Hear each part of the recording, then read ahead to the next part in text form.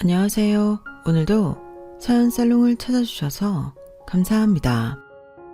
저는 결혼 6년 차에 애물단지 신호 때문에 이혼하게 된 30대 여성입니다. 저 남편 사이에 아이는 없었고요. 저는 헤어 디자이너 일을 올해로 17년째 하고 있어요. 20살부터 미용 일을 했었거든요. 그리고 전 남편은 9급 공무원이었는데요. 사실 결혼할 때도 반대가 장난이 아니었어요. 자기 아들은 공무원인데 저는 미용사라고 격이 안 맞다고 했는데, 아이러니하게도 전 남편은 고졸 출신의 공시에 합격한 공무원이었고 저는 미용학과가 있는 대학을 졸업한 헤어 디자이너였어요. 그리고 여러 대회에 나가 상도 많이 받아 20대에 이미 제 샵을 갖고 있을 만큼 벌이도 남들보다 많았는데, 그걸 알게 된 시부모님이 결혼 허락을 하셨어요. 그때는 좋기도 하면서도 뭔가 찝찝하기도 했는데, 당시는 남편이 너무 좋았기 때문에 그런 찝찝함도 아무렇지 않게 넘겨버렸어요. 네, 제가 너무 안일했던 거죠. 저도 인정해요. 하지만 그때 당시는 저랑 남편만 정상이면 된다고 생각했는데요. 왜 시댁하고 사이 안 좋으면 연 끊고 부부끼리 잘 사는 사람들도 많으니까 저도 여차하면 그렇게 시댁 사람들이랑 연 끊고 살면 된다고 생각했어요. 남편 역시 연애하는 기간 관찰한 결과 효자도 아니었는데요. 결혼하면 효자가 되는 이상한 남편도 많다고는 했지만 제 남편은 아닐 거라고 믿어 의심치 않았어요. 그도 그럴 게 연애하는 중에 남편은 자기 식구들에 대해 불만이 참 많았거든요. 그중에 3살 아래인 여동생에 대한 불만이 엄청났는데 저도 옆에서 듣기로 한숨이 절로 나올 정도였어요. 세상엔 분명 거저대는 건 하나도 없는데 남편한테 들은 신우는 그야말로 인생을 날려먹고 싶은 사람이더라고요.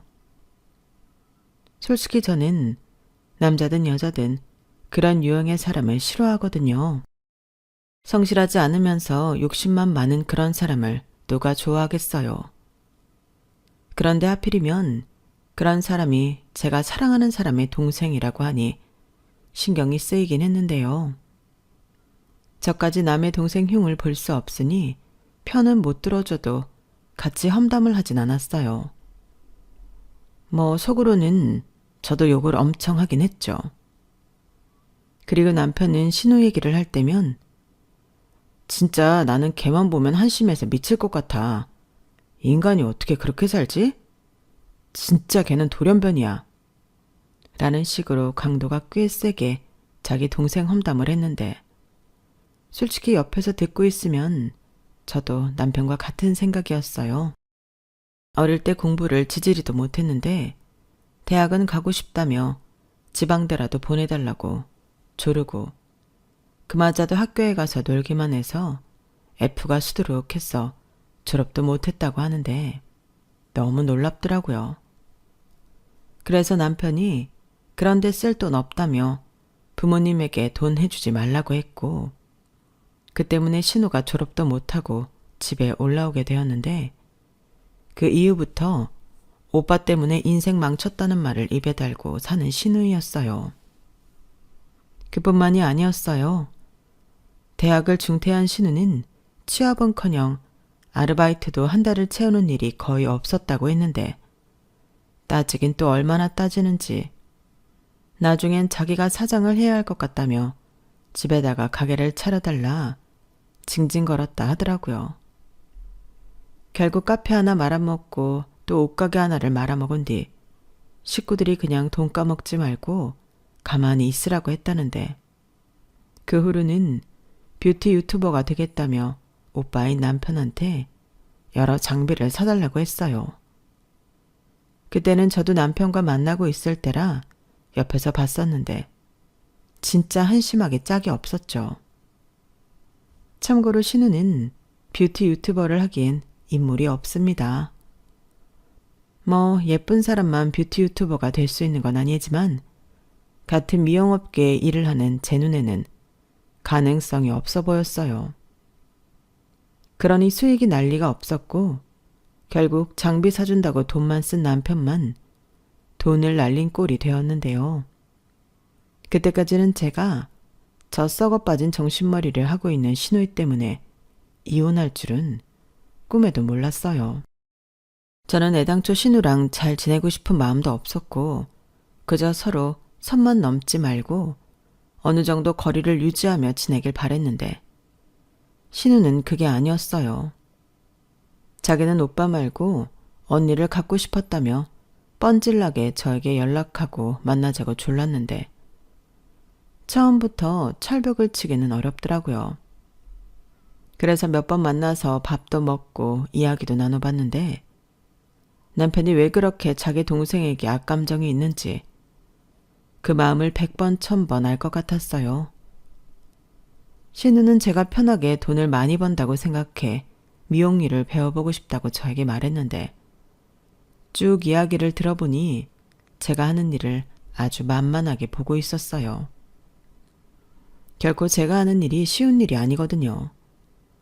계속 써 있어야 하고 미용 시술할 때 쓰는 것들이 전부 화학 제품이라 잘못하면 피부도 뒤집어지기도 하는데 그럼에도 가장 어려운 건 감정 노동인 손님 응대예요. 간이고 쓸개고 전부 빼줄 것처럼 할 필요는 없지만 세상엔 이상 손님들이 생각보다 많거든요. 그러니 재수가 나쁜 날이면 곤란한 일도 종종 당해야 하는 일이 제가 하는 일이었는데 신우는 그런 건 하나도 고려하지 않고 자기가 평소에도 머리를 잘 만진다며 자기도 잘할 수 있다고 얼토당토하지 않은 자신감을 내비쳤어요.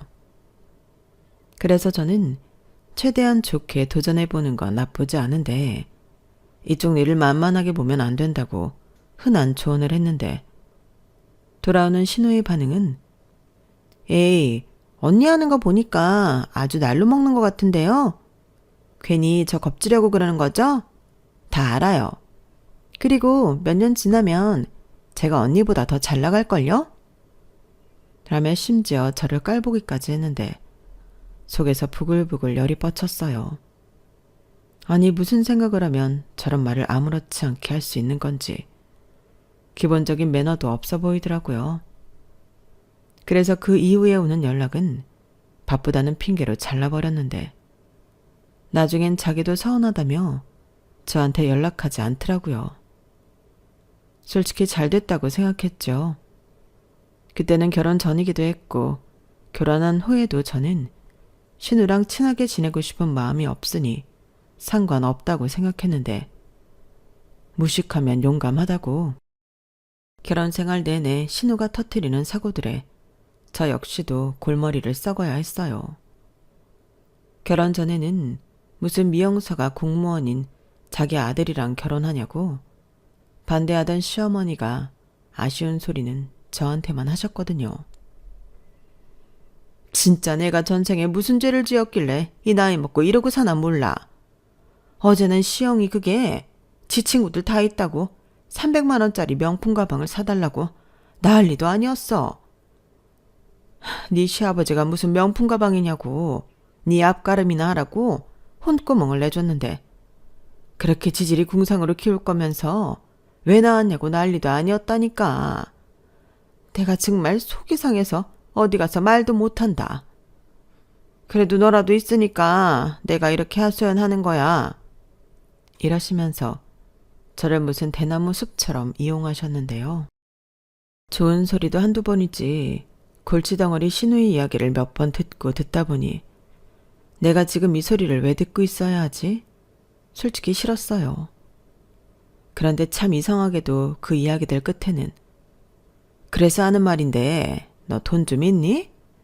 이런 식으로 저에게 돈 얘기를 자주 하셨는데요. 저희 시어머니로 말할 것 같으면 궁핍의 아이콘이라고 해도 과언이 아니에요. 시어머니는 무슨 공공근로 같은 일을 하시면서 얼마 되지 않는 수입이 있으신데 시아버님은 공장에서 3교대로 일을 하시다 건강이 나빠져서 갖고 있는 돈을 탈탈 털어 개인 택시를 사서 개인 택시 일을 하셨어요. 그러니 시댁이 경제적으로 여유가 있는 집안이 아니긴 했는데 그렇다고 저희 친정이 아주 잘 사는 건 아니었거든요. 하지만 시댁에 비하면 저희 친정은 잘 사는 축에 들어갔고 실제로 저희가 결혼을 준비할 때 신혼집 때문에 애를 많이 먹을 때 친정에서 당시 전세를 주고 있던 아파트를 급히 비워주셨어요. 사실 저희가 결혼 준비를 시작할 즈음 세입자와 계약 연장 이야기를 하고 계셨거든요. 그리고 그때는 당연히 저희 신혼집은 저희가 알아서 할 거라는 생각에 세입자에게 재계약하고 싶으면 보증금 더 올려줄 것도 없이 그냥 있으라 하셨다는데 저희가 집을 구하지 못하고 난감해하니 저희 아빠가 결단을 내린 거였어요. 나중에 들어보니 세입자에게 양해를 구하고 이사 비용을 내주는 걸로 합의해 저희를 살게 해주신 거더라고요. 그러니 당시 집을 구하면서 쓰려고 했던 돈은 친정 부모님에게 보증금이라고 드렸는데 그런 사실을 전부 알고 계심에도 시어머니는 이왕이면 혼수도 해주시지. 애들이 돈도 없는데 혼수까지 하느라 고생한다고 상견례 때 선을 3개 넘기도 하셨어요. 정작 시댁에서는 숟가락 하나 받은 것이 없었는데 저희 부모님에게 부모 자식 사이인데 돈까지 받는 건 너무하지 않냐고 그 돈 받은 김에 도배랑 리모델링 혼수까지 해주시라고 말해 저희 부모님을 황당하게 만들었죠. 그러자 당시 남자친구였던 남편이 펄쩍 뛰며 그만 좀 하라고 자기 창피해서 죽을 것 같다고 중간에서 제지를 했는데 그러자 시어머니가 입을 꼭 닫으셨어요. 그때 알아보고 결혼을 하지 않았어야 했는데 저는 중간에서 커트치는 남편을 보고 그래도 남편 하나만 보고 살면 시댁 문제는 해결되겠다 생각했는데요. 그러면서 저희 결혼은 예단과 예물 같은 허례허식도 없이 진행했어요. 저는 그 돈이 진짜 낭비라고 생각했거든요. 그리고 저희 결혼에 도움을 주지 못하셨던 시부모님도 찬성할 줄 알았는데 아니 자기들은 해준 게 없는데 바라는 것도 이상하잖아요. 그런데 저희 시어머니는 그런 이상한 분이셨어요. 남편 때문에 뭐라고 하지 못했지만 자기는 며느리한테 가락지 하나 못 받았다며 잊을만 하면 저를 툭툭 건드리셨죠. 그리고 저는 그런 말을 들으면 어째 시어머니한테 정이 더 떨어졌는데 그런 시어머니가 자기 딸 때문에 힘들어 죽겠다고 저한테 돈 타령을 하는데 저도 시어머니 때문에 죽겠더라고요. 아니 남의 딸도 아니고 자기 딸인데 왜 남의 딸한테 이러시는 걸까요? 해서 저는 남편한테 시어머니 전화 받은 게 곤란하다고 솔직하게 말했는데 남편은 알았어. 앞으로는 우리 엄마가 전화해도 받지 말고 받더라도 바쁘다고 하고 끊어. 라고 시원하게 저한테 말을 해주더라고요. 그러면서 연을 끊고 살아야 하나 혼잣말 같은 것도 했는데 이런 마음 나쁘다는 걸 알지만 이렇게 지낼 바에는 차라리 그렇게 사는 것도 낫겠다는 생각을 속으로 했어요. 하지만 그게 나중엔 제 무덤을 파는 일이었다는 걸 그때는 몰랐는데요. 저희 남편이 효자가 아닌 건 맞았는데 그래도 팔은 안으로 굽는 그런 사람이었어요. 뭐 이해는 가죠. 그래도 미우나 고우나 자기 가족인데 그런 가족을 싫어라 하는 제가 좋지는 않았을 거예요. 하지만 저도 중간에서 곤란했기에 SOS를 친 거였고 맹세코 중간에서 이간질을 하거나 없는 말을 지어낸 적은 없습니다. 그냥 제가 힘들어서 힘들다고 말한 것이 전부였어요. 그리고 제가 하는 일이 전화를 오래 붙들고 있을 수도 없는 일인데 시어머니는 제가 아무리 좋게 끊으려고 해도 제 말뜻을 알아차리지 못하셨어요. 그래서 하는 수 없이 어머니, 지금 제가 일을 하는 중이라서요. 전화를 끊어야 할 것 같아요. 라고 직접적으로 이야기를 했는데, 그러면 시어머니는 바로 서운한 티를 팍팍 내면서 알았다. 누가 보면 대단한 일이라도 한 줄 알겠어. 그래, 이만 끊는다. 라고 전화를 끊고 며칠 동안 삐치셨어요. 아니, 애도 아니고 며느리한테 왜 그러시는 건지 저는 이해할 수가 없었는데요. 그건 지금도 마찬가지예요. 시어머니와 며느리 사이라는 게 그렇게 격이 없이 가까운 건 아니잖아요. 혹시 저만 그렇게 생각하나요? 저는 오히려 보이지 않는 선이 있다고 생각하거든요. 그런데 어째 그 집 여자들은 그런 걸 모르는 사람들 같았고, 결혼 초 시어머니에게 그런 식으로 몇 번 휘둘리면서 신우가 시어머니의 나쁜 성격을 빼다 박았다는 걸 알게 되었어요. 특히 돈돈돈 하며 사람을 괴롭히는 건 데칼코마니가 따로 없었는데요. 그래서 더 아무것도 안 해드리고 싶더라고요. 사실 그래도 된다고 생각하기도 했어요. 이미 남편이 결혼 전부터 매달 50만 원씩 용돈을 드리고 있었고, 당신 마음은 저한테도 50만 원을 받고 싶으신 것 같았는데 절대 그럴 수는 없었죠. 하지만 남편이 자기 집에 용돈 드리는 걸 말릴 생각은 없었는데요. 그렇다고 친정에 용돈을 드리고 있지도 않은데 시댁에만 제가 번 돈을 해드리고 싶진 않았어요. 심지어 받은 게 있다면 응당 해드리는 것이 맞지만 받은 것도 없기에 더더욱 그러고 싶지 않았죠. 그렇다고 저를 오해하실 수도 있어 제 변명을 조금 하자면 아예 아무것도 하지 않은 건 아닙니다. 생신이나 어버이날 같은 날은 남편보다 제가 더 시원하게 쐈거든요. 물론 그건 양과 똑같이 해드렸어요. 그러자 저희 엄마는 뭘 이런 걸 주냐며 안 받겠다고 하셨고, 시어머니는 좋아서 입이 찢어지셨는데, 그에 반면 신우 역시 저한테 무언가 바라는 눈빛을 쏘며 저를 아주 굴러온 물주로 알더군요. 그러니 제 눈에 그 두 여자가 좋아 보일 리는 만무했고, 그걸 남편도 알고 있었어요. 심지어 시아버님도 모르고 계시진 않으셨죠. 여기서 잠깐 저희 시아버님에 대해 이야기를 하자면 전형적인 회피성 인간입니다. 시어머니나 신우처럼 대놓고 뭘 바라고 뻔뻔하게 굴진 않지만 어떤 문제가 생겼을 때 가장 먼저 발을 빼고 도망가는 사람이 시아버님이셨어요. 그리고 그걸 결혼 초반에는 그나마 문제를 일으키진 않으시니 좋게 봤었는데 도움이 되지 않는 건 마찬가지더라고요. 게다가 남편이 결혼 후 같이 살아보니 확실히 시아버님 쪽 성향을 닮았는데 저는 누구들처럼 해결해야 할 문제를 일으키지 않으니 그걸 모르고 살았어요. 그렇게 결혼해서 한 3년은 무난무난하게 신혼재미도 느끼며 잘 살았습니다. 제가 워낙 바빴기 때문에 남편이 저를 많이 챙겨줬어요. 그러면서 남편은 은근 아이를 빨리 갖고 싶어 했는데 제가 그 부분은 조금만 기다려달라고 부탁을 했죠. 일 욕심 때문이었어요. 아무래도 아이를 낳으면 일을 손에서 놓아야 하고 그러면 지금의 커리어를 잃을까 두려웠죠. 그럼 우리는 언제 애기 가져? 지금도 빠른 건 아니래. 알아. 그리고 내가 아예 안 갖겠다는 건 아니고 한 2년만 더 있다가 애기 갖자.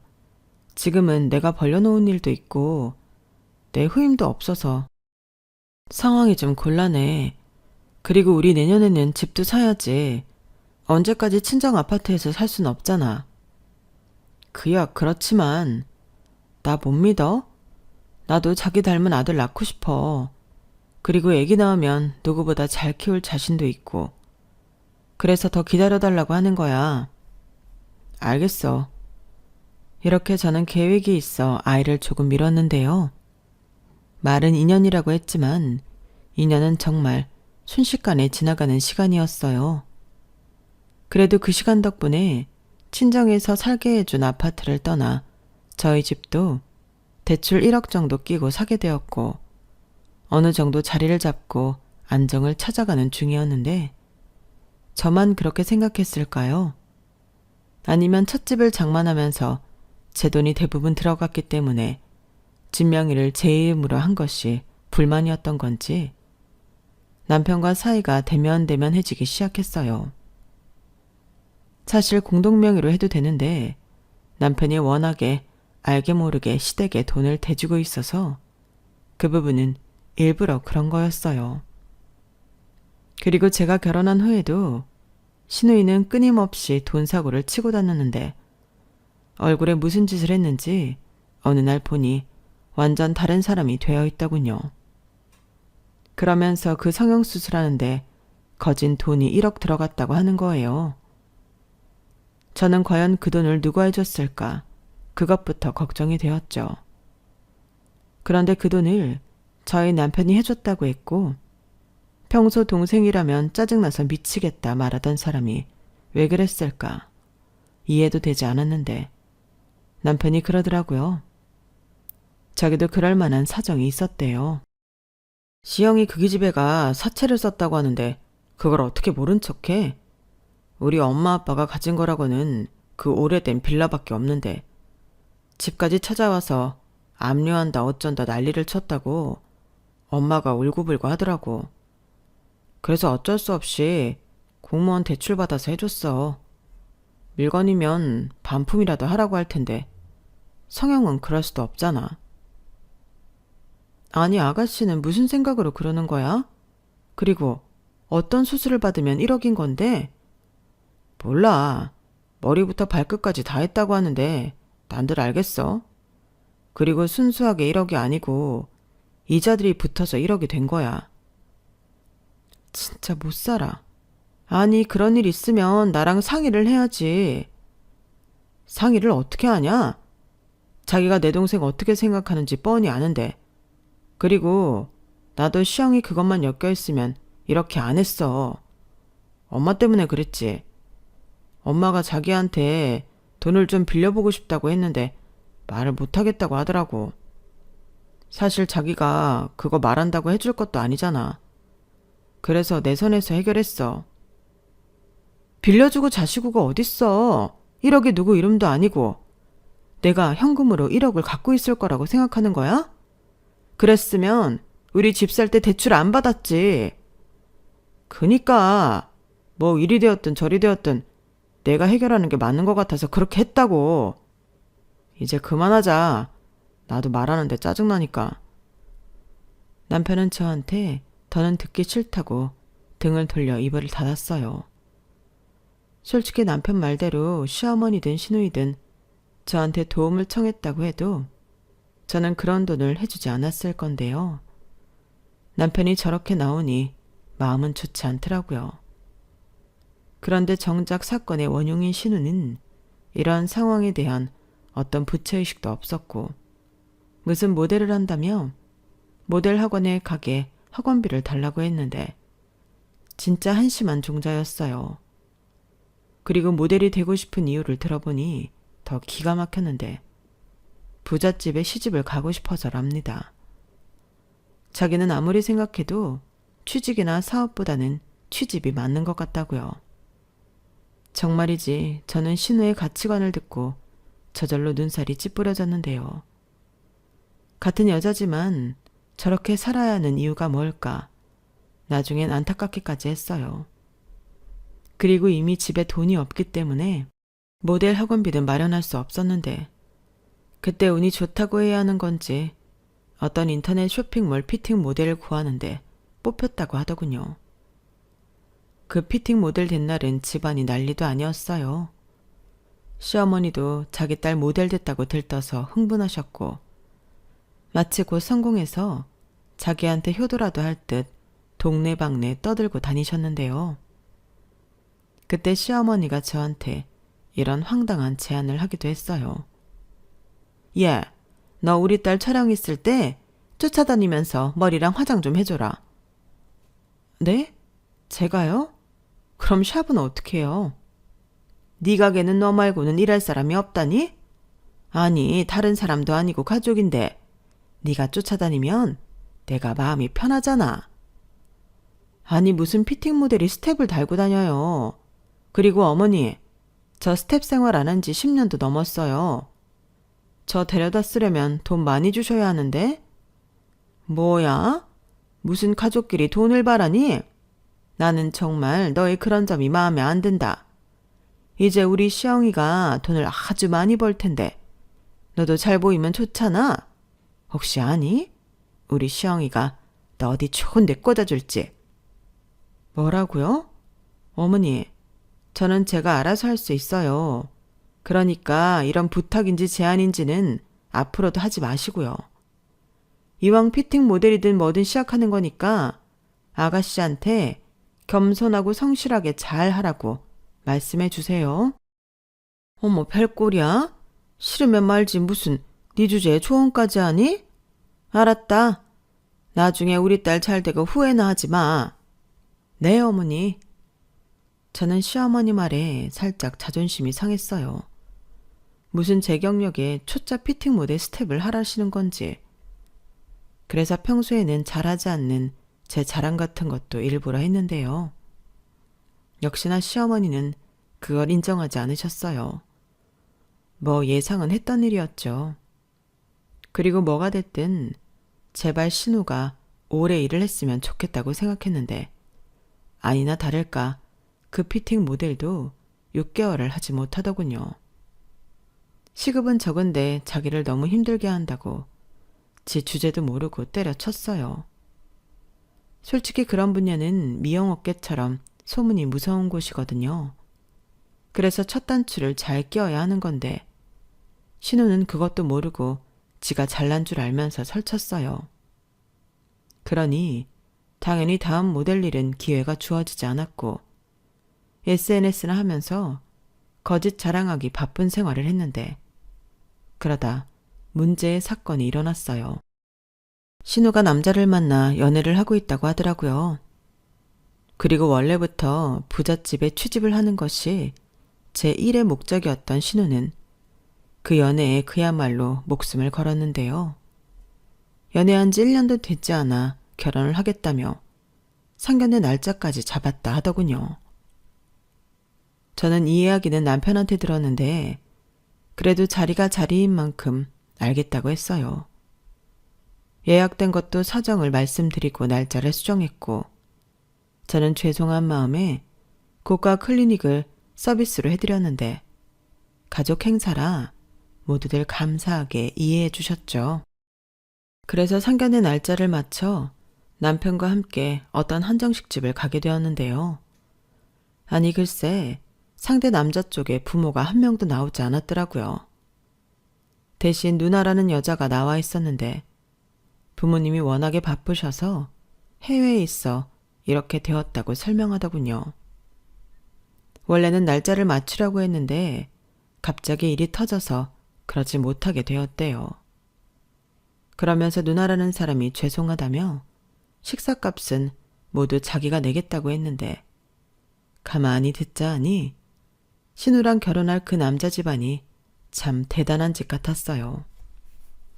아버지는 국제 변호사였고 어머니는 의사신데 주로 해외 봉사를 다니시며 이익보다는 선의를 베푸시는 분이셨고 함께온 누나는 변호사라며 명함을 줬는데 제가 잘 아는 로펌이었어요. 저 여기 알아요. 제 친구가 여기서 일하다가 개인 사무실 열었거든요. 아, 그래요? 근데 저는 입사한 지 얼마 되지 않아서 모르는 사람일 것 같아요. 그렇겠죠? 아니, 명함을 보니까 반가워서요. 아우, 너는 왜 갑자기 엉뚱한 얘기를 하니? 상견례랑 상관없는 얘기는 하지 마. 네, 어머니, 죄송해요. 저도 모르게 그만. 사실 저는 제가 왜 시어머니한테 혼나야 하는지 모르겠지만 시어머니는 상견례의 주인공인 당신 딸이니 저는 아무 소리 하지 말고 가만히 있으라고 하셨어요. 어찌나 눈치를 주던지 저는 정말 가만히 앉아서 나오는 밥만 먹었는데요. 그러자 너는 여기 밥 먹으러 왔니? 얘가 오늘따라 왜 이래? 너 혹시 임신했어? 라며 저한테 괜히 무안을 주시더라고요. 그러자 남편이 저에게 그만 좀 하라고 작은 소리로 말했고 저는 빈정이 완전히 상해 정말 가만히만 앉아 있었어요. 그러자 완전 가시방석이 따로 없었는데 지루하고 답답하고 뭐 이런 자리에 나까지 불렀나 슬슬 짜증이 나더라고요. 그런데 가만히 듣자 하니 신우의 예비 남편이라는 사람은 캐나다에서 대학을 나왔다며 한 대학 이름을 얘기했고 심지어 전공했다는 과도 제 남동생이랑 같은 곳이었는데 정확한 나이는 몰랐지만 어느 정도 두 사람의 나이가 비슷할 것 같았어요. 그럼 제 동생이 잘 알 수 있는 친구 아니면 선후배일 텐데 세상이 정말 좁더라고요. 하지만 이번에도 괜히 남동생 얘기를 꺼내서 마음 상하는 일을 만들고 싶지 않았고 이내 그 남자가 현재는 투자와 펀드 같은 걸 설계해주는 컨설팅 회사를 운영하고 있다며 명함을 줬는데요. 제 어디를 보고 그런지 모르겠지만 갑자기 저를 보고 투자에 관심 있냐며 먼저 물었어요. 투자요? 글쎄요. 저는 워낙에 안정적인 것만 추구해서. 그렇죠. 근데 투자도 잘하면 정말 안정적이에요. 실속 있고 수익 높고 안전하기까지 한 알짜 중에 알짜죠. 그런 걸 소개하고 돕는 사람이 바로 저고요. 제가 시영이한테 들었는데 능력 있으시다고. 자기 샵도 있고. 뭐 제가 일하는 분야에선 어느 정도 커리어가 있죠. 어머, 별꼴이야? 자기야, 내가 언제 그랬어? 그리고 지금 우리 상견례 중인 거 몰라? 왜 갑자기 일 얘기를 해? 우리 애기 질투해?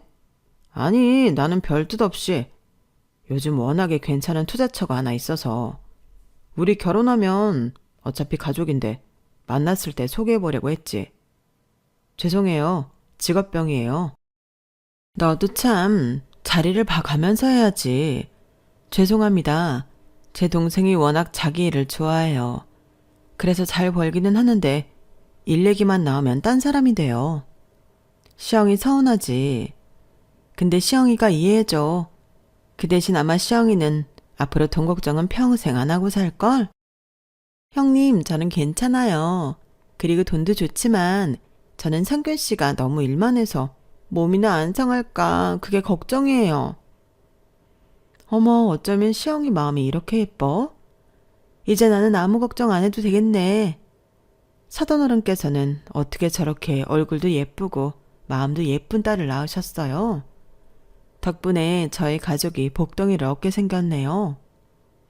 아우, 별 말씀을요. 우리 딸이 워낙에 마음이 여리고 착해요. 부디 잘 부탁드립니다. 해외에 나가신 사돈어른들을 뵙고 나를 잡아야 하는데. 그 얘기는 전적으로 시영이 부모님에게 맡기시겠다고 하셨어요. 그리고 그날은 무슨 일이 있어도 참석하신다고 하셨으니까 편하신 날짜를 잡으시면 될 것 같습니다. 그런데 저희가 작은 사정이 하나 있어요. 사정이요?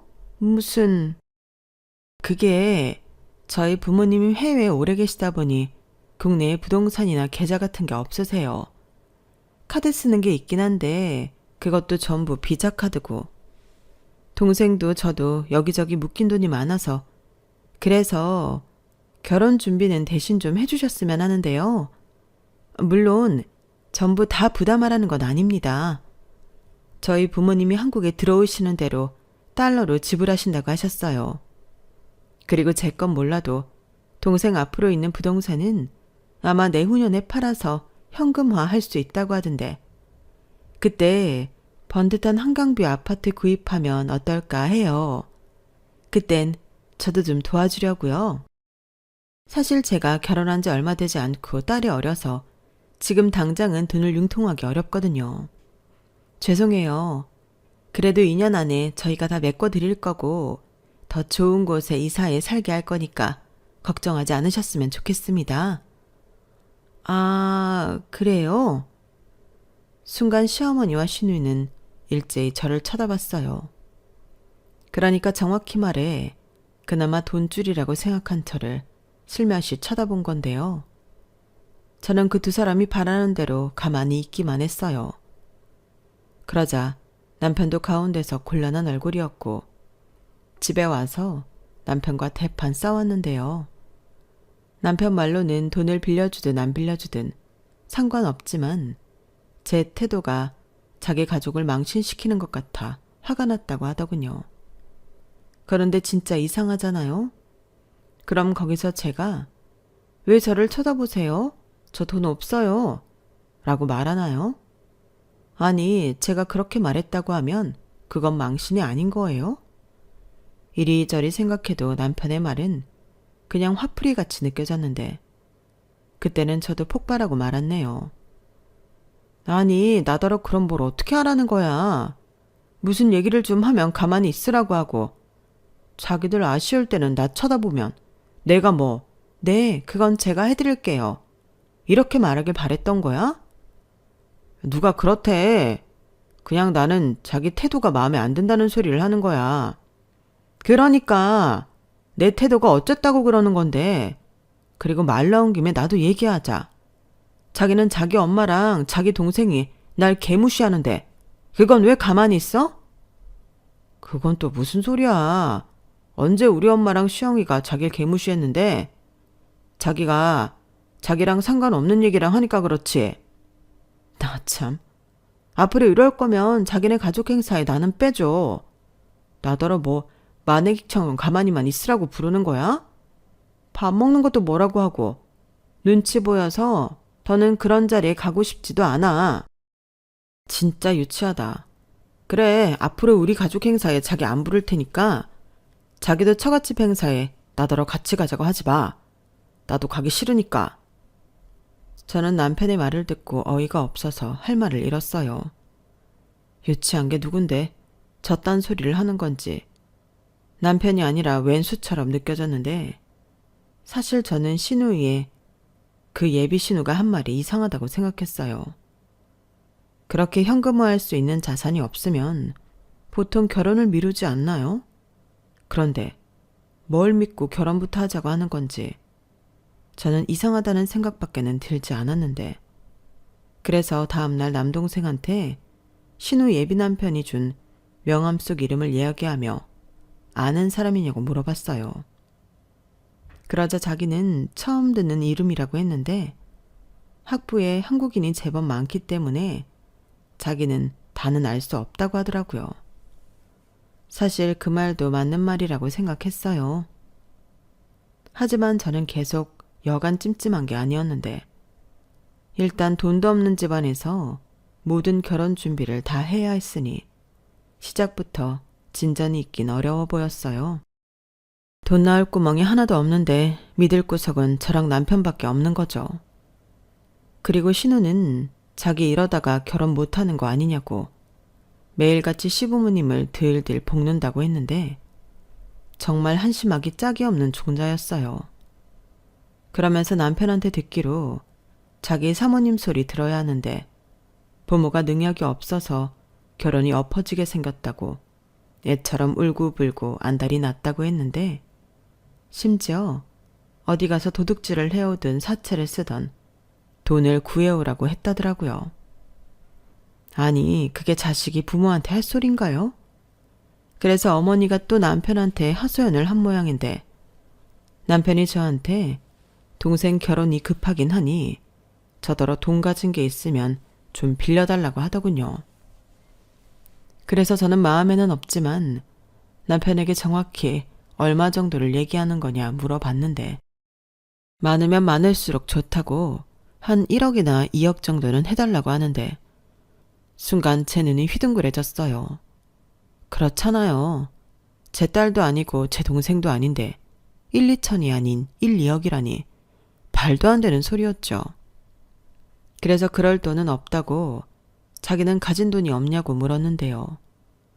남편의 말을 들은 저는 제대로 뒤통수를 얻어맞은 기분이었어요. 그게 신서방이 좋은 투자처가 있다고 해서 거기에 가진 돈을 다 넣었어. 뭐라고? 지금 나한테 말도 안 하고 투자를 했다는 거야? 단타로 한 거라서 따로 말은 안 했지. 그리고 워낙에 확실한 정보라고 소수 인원만 들어가는 거라 급하게 했어. 나중에 수익 나면 얘기하려고 했지. 아니, 그래도 그렇지. 어떻게 그런 일을 나랑 상의 한 번 없이 그래. 그래 놓고 자기 동생 결혼 자금은 나한테 하라고? 누가 그냥 해달래니? 나 수익 나면 갚을 거야. 그러다 수익 안 나고 손해만 보면 에이, 재수없게 그런 말을 왜 해? 신서방이 확실하다고 했고 나도 나름 알아보고 한 투자야. 괜히 부정타게 그런 말 말고 자기가 어떻게든 해봐. 애는 일단 시집을 보내야지. 그러다 신서방 놓치면 시영이 인생 어떡해? 저는 자기 동생 시집 못 보낼까 저한테 돈 타령하는 남편이 한심해 보였어요. 그리고 정확히 얼마를 투자했는지 알 수는 없지만 저 몰래 그런 결정을 했다는 것에 심한 배신감을 느꼈는데요. 저는 일부러 공동생활비 외에는 일절 돈에 있어 터치하지 않았거든요. 누구는 경제권을 받고 용돈을 줘야 한다고 했지만 저는 그러고 싶지 않았어요. 그 사람도 돈 번다고 애쓰는데 그 돈을 제가 갖는다는 게 저는 싫었어요. 입장 바꿔서 저도 그러고 싶지 않았으니까요. 그런데 투자한다고 가지고 있는 걸 몽땅 써버리고 돈 필요하니 그 돈은 저한테 달라고 하는 남편은 용납이 되지 않았는데요. 그래서 늘 그렇듯 저는 싫다고 단번에 거절했어요. 그리고 그 이후부터는 부부라고 할 수도 없을 만큼 사이가 나빠졌는데 남편은 저에게 계속 치사하다, 매정하다, 자기랑 자기 가족을 무시한다며 저를 맹비난하더라고요. 그러면서 그런 저랑 한 침대에서 한 이불 덮고 살 수 없다며 방도 따로 쓰기 시작했는데 적반하장도 유분수지 제가 뭘 그렇게 잘못했냐고요. 그리고 돌아가는 상황을 보면 여간 수상한 것이 한둘이 아니었는데 저는 남동생에게 네가 모르면 주변 대학 친구들한테 물어서 신우 예비 남편에 대해 좀 알아봐달라고 부탁을 했어요. 마침 신우 카톡 프로필 사진이 그 남자랑 같이 찍은 사진이라 그 사진을 캡처해 남동생에게 보냈는데요. 그 사진을 보자마자 남동생은 저에게 전화해서 알아보고 자시고 할 것도 없다며 그 남자에 대해 자기도 잘 안다고 하더군요. 그런데 저는 남동생의 말을 듣고 입이 떡하고 벌어졌어요. 사기꾼도 그런 사기꾼이 없더라고요. 게다가 그 남자는 결혼도 이미 해서 애도 있는 이혼남이었는데 분명 상견례 때는 누나가 있어서 참석을 했잖아요. 그런데 그 남자는 누나가 없답니다. 심지어 외동이라고 했는데 이건 생각을 하면 할수록 너무 이상했어요. 그럼 그날 상견례 때 나타나 누나 행세를 한 사람은 도대체 누구냔 말이죠. 그리고 그 남자는 거기서도 자기를 펀드 매니저라고 속여 여러 사람에게 사기를 쳤다고 했는데 고소까지 당하고 학교에서 잘려 불법 체류자로 있다가 그때도 사기치다 걸려 추방을 당했다고 하더라고요. 그러면서 제 동생은 어떡하든 그 결혼을 말려야 한다며 조금 흥분한 목소리로 말했는데 평소 같으면 그러든지 말든지 내 알 바 아니라고 생각하겠지만 신우도 가족이다 보니 완전히 외면할 수는 없었어요. 게다가 지금 결혼을 빙자해 모든 돈을 저희 시댁에서 하라고 하고 있으니 그것도 너무 불안했는데요. 한시라도 빨리 이 상황을 정리해야겠다는 생각밖에는 없었어요. 그런데 이런 제 이야기를 믿는 사람은 단 한 명도 없었는데 심지어 남편까지도 무슨 말도 안 되는 소리를 하냐며 저를 이상한 사람 취급하는 거 있죠. 그러면서 남편은 어떻게 상대방 동의도 하지 않고 남 뒷조사를 하냐며 저에게 핏대까지 세우며 다그쳤는데 신우 역시 제가 자기 잘 되는 거 보기 싫어서 깽판을 치려 한다고 매도하더군요. 게다가 자기는 늘 잘난 척하는 제가 재수없고 싫었다며 막말까지 퍼부었는데 그때도 남편이라는 작자는 제 편을 들어주지 않았어요. 오히려 돈 내주기 싫으니까 괜한 사람을 사기꾼 취급을 한다며 돈 앞에서 사람이 왜 그러냐고 다시 비난을 하기 시작하는데 그냥 다들 제정신이 아닌 것 같았어요. 그리고 시부모님 역시 제가 다 된 밥에 재를 뿌리려 한다며 돈이나 내놓으라고 했는데 신우도 무슨 돈을 나한테 맡겨놓았는지 내가 거절했음에도 불구하고 날짜까지 지정해주며 그 날짜까지 자기 계좌로 돈 2억을 입금하라 하더군요. 저는 그때도 내가 왜 그래야 하냐며 싫다고 재차 거절했어요. 그러자 남편이 자기 체면을 이렇게까지 깎아야 속이 시원하냐며 저더러 인생 그렇게 살지 말라고 했는데요. 그때 제 마음에서 무언가 탁 하고 끊어지는 기분이었어요. 지금 생각하면 그건 어쩌면 남편과의 인연의 끈이었던 것 같은데 더는 이런 인간이랑 살 수 없겠다는 합리적인 판단이 들었던 거죠. 솔직히 머리가 있는 사람이면 어디에 줄을 서야 하는지 너무나도 잘 알 텐데 저는 저런 바보 같은 남자랑은 한시도 함께하고 싶지 않았어요. 저런 인간이랑 살기에 저는 제 자신이 너무 아까웠거든요. 그래서 그날 바로 남편에게 헤어지자고 통보했죠. 어차피 집은 제 앞으로 되어 있는 거니 너는 네 물건이랑 몸만 나가라고 했는데 이 인간이 자기는 맨몸으로는 절대 못 나간다고 버텼어요. 그러니까 제 명의의 아파트도 재산 분할을 할 대상이라고 주장했는데 앞서 말한 대로 저는 남편에게 생활비 외에는 아무것도 터치하지 않았고 명의가 제 앞으로 있는 집이다 보니 대출금도 제가 번 돈으로 냈거든요. 그런데 남편이 재산 분할 어쩌고 하니 헛웃음이 나왔는데 그래서 법적으로 제대로 싸우기로 마음먹었죠.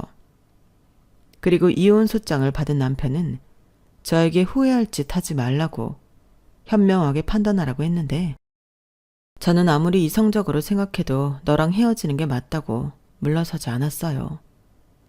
그러자 자기는 저에게 아무런 미련이 없다며 재산 분할 문제만 해결되면 제발 헤어지지 말자고 해도 저랑은 안 살 거라고 했는데요. 남편의 낌새를 보니 돈이 좀 생긴 모양이었어요. 안 봐도 뻔했죠. 상황 돌아가는 걸 보니 신우의 그 남자가 오해 사기 싫어서 남편에게 수익이 났다고 얼마의 돈을 쥐어준 모양이었는데 저도 그 덕을 본 사람이었어요. 남편이 돈이 생기니 끝까지 저에게 매달리지 않고 헤어지겠다고 했거든요. 그리고 법적으로 제가 가진 아파트와 제 돈을 가져올 수 있는 구실이 없었는데 공동재산이라고 할 수 있는 게 없다는 것이 그 근거였어요. 더욱이 저랑 상의도 하지 않고 자기 돈이라고 전부 투자한 남편이었기 때문에 이제 와서 제가 번 돈을 공동재산이라고 우길 수도 없었는데 남편 쪽 변호사가 승산이 없다고 했는지 남편은 제가 원하면 이혼을 해주겠다고 태도를 바꾸더라고요. 어차피 애도 없어서 양육권이니 양육비 따질 것도 없지 않냐며 그제서야 저 때문에 아이도 못 갖고 자기는 결혼 생활이 불행했다고 했는데요. 그 말을 듣는데 어쩐지 저도 화가 났어요. 제가 싫다고 한 게 아니었잖아요. 물론 기다려달라고 한 사람은 저였지만 저를 믿지 못하고 그런 마음을 품었다는 게 씁쓸하기만 했어요. 그리고 그 이유 때문인지 아내인 저보다도 자기 식구들을 더 챙기고 싸고 돌았던 남편에 대해 저 역시 서운한 마음이 많았는데 결국 저희는 그렇게 네 거 내 거 따질 것도 없이 이혼했어요. 그리고 저는 처음 저희 부모님이 신혼집 하라고 집을 빌려주실 때 드렸던 보증금 중에 남편 돈을 정확히 계산해 그 돈만큼은 돌려줬는데요. 그래야 제가 나중에라도 떳떳할 것 같아 그렇게 했어요.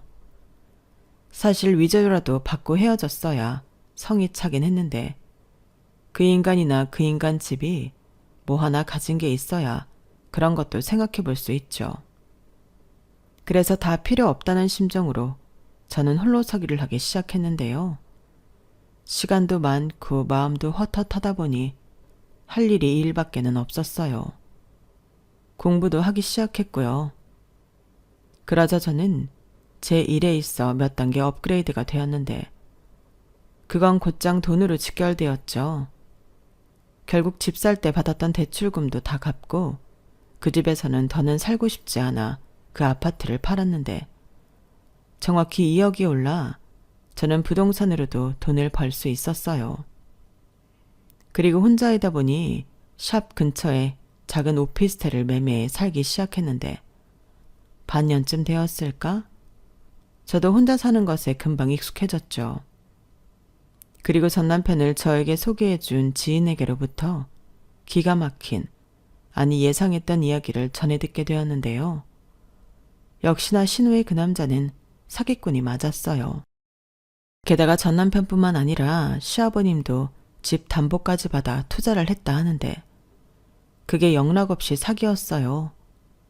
그러게 제가 그렇게 사기꾼이라고 알려줄 때 정신 차렸다면 시댁 집까지 날리는 일은 없었을 텐데 그 사람들은 돈 뜯기고 갈 곳이 없어 저 남편은 고시원에서 지내고 나머지 식구들은 친척집에 전전한다고 했는데요. 사실 그게 다가 아니었어요. 전 남편이 자기 신용대출로 신우 결혼을 시켜준 모양인데 혼인신고까지 다 하니 그제야 그 인간이 자기가 이혼 경험이 있고 아이가 있다고 사실을 털어놓은 모양이었어요. 그리고 전처가 키우던 아이를 자기가 데려와야 할 것 같다며 신우한테 그 아이를 키우라고 했다는데 신우가 입에 거품을 물고 사기 결혼이라고 소송을 준비하고 있다고 했어요. 그 얘기를 듣는데 저도 못 됐는지 안타깝기보다 고소하기만 했는데요. 그런 사람들은 자기가 당해봐야 알잖아요. 그러면서 한편으로는 그런 진흙탕에서 이혼이라는 신의 한 수로 발을 뺀 제 자신이 다행스럽게 느껴졌는데 이혼하고 저는 인생이 잘 풀려가고 있었어요. 일도 잘 되고 돈도 많이 벌고 또 혼자이다 보니 자유롭기까지 했는데 이혼한 지 얼마 되지 않았음에도 저 좋다는 남자도 많이 있더라고요. 하지만 이미 결혼에 질리고 남자한테 실망한 데미지가 커서 당분간은 남자도 연애도 관심이 없는데 그래도 누군가가 저를 좋아한다고 생각하니 그 자체만으로도 자존감이 올라가는 기분이 들어 좋더군요. 이혼녀가 되긴 했어도 아직 저라는 여자가 매력이 있다는 것 같아서 자신감이 생겼어요. 그러니 이혼 후 전 남편과 저는 정반대의 인생길을 걷게 되었는데 아마도 지금쯤은 제 말을 듣지 않는 것을 후회하고 있겠죠. 그래도 뭐 이미 버스는 떠났고 앞으로는 부디 정신 똑바로 차리고 성실하게 살았으면 좋겠습니다. 인생 거저먹으려고 한 사람 중에 잘된 사람 없잖아요. 취직이 아닌 취집을 바라던 신우 역시 이 진리를 깊이 깨닫고 더 늦기 전에 철 좀 들었으면 하는 바람입니다. 아울러 시어머니와 전 남편 놈은 자기 발로 복덩이를 찼다는 걸 평생 후회하며 살길 바래요. 저를 물주가 아닌 진짜 가족으로 품어줬다면 제가 결코 그 사람들을 그렇게 망하게 두진 않았을 거거든요. 하지만 이미 모두 다 끝난 일이고 오히려 이혼하고 모든 것이 나아졌으니 그 사람들 더 배 아프라고 앞으로 주어진 제 시간을 더 많이 즐기고 행복하려고요. 아마 그 인간도 제가 예전보다 잘 나간다는 걸 들어서 알고 있을 텐데 이 자리를 빌어서 이 말을 꼭 해주고 싶어요. 이혼해줘서 정말 고맙다고요. 이상 제 이혼 이야기는 여기까지예요. 길다고 하면 긴 시간이고 짧다고 하면 짧은 시간인데 저에게 결혼에 대한 추억은 별로 없는 것 같아 씁쓸한 마음입니다. 그래도 뭐 어쩌겠어요. 이미 지난 일이고 앞으로 더 많이 행복한 추억을 만들어갈 수밖에요. 그러니 앞으로 제가 살면서 더 많은 추억을 만들 수 있기를 여러분들이 응원 좀 많이 해주세요. 저 역시 최선을 다해 제 인생을 살겠습니다. 더불어 저를 포함한 이 세상의 모든 선한 사람들이 뒤통수 맞는 일 없이 행복한 일만 가득하셨으면 좋겠네요. 그럼 지금까지 제 사연 들어주셔서 대단히 감사드리고요. 건강 잘 챙기시길 바라겠습니다. 안녕히 계세요. 여러분, 사연 댓글에 응원과 현명한 조언 부탁드려요. 좋아요와 구독은 저에게 큰 힘이 됩니다. 오늘도 좋은 일 가득하세요.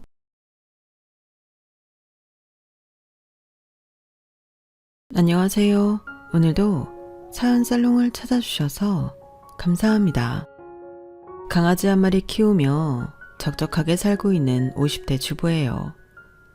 아니, 그동안은 혼자 적적했는데 이젠 시집갔던 딸을 이혼시키고는 합가해서 같이 살게 되었어요. 제가 갱년기 우울증으로 고생해서 괜히 잘 살고 있는 딸을 억지로 이혼시킨 건 아니에요. 물론 갱년기가 유독 힘들긴 하더군요. 자다가도 땀이 뻘뻘 나서 창문을 열고 자야 하고 시도 때도 없이 속에서 열불이 나는데 죽겠더라고요. 또 호르몬 변화 탓인지 우울증은 얼마나 심하든지 한동안은 씻기도 싫고 누워만 있고 싶더라고요. 그나마 이 조그만 강아지 덕분에 버틸 수 있었네요. 그래도 저 갱년기 타파하자며 딸내미 이혼시키고 같이 살자고 꼬드긴 건 절대 아니죠. 에휴, 요 근래 엄청난 일이 있었어요. 세상엔 참 제정신이 아닌 사람들이 참 많더라고요. 그것도 내가 믿고 우리 딸 시집 보낸 시댁이 천하의 몹쓸 연놈들 완전 미치광이 들일 줄은 꿈에도 몰랐죠.